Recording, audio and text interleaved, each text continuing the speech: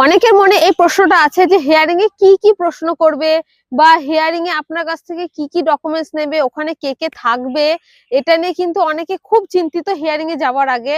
তো আমি যেটা বলবো, আপনাদের কোনো ভয় নেই, কোনো চিন্তা নেই।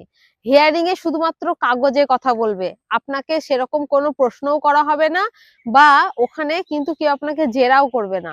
শুধুমাত্র আপনি যাবেন, যার হিয়ারিং আছে সে যাবে এবং ডকুমেন্টস দেখাবেন, আপনার ডকুমেন্টস সঠিক থাকবে, একটা ছবি নেওয়া হবে, সিগনেচার হবে, ব্যাস।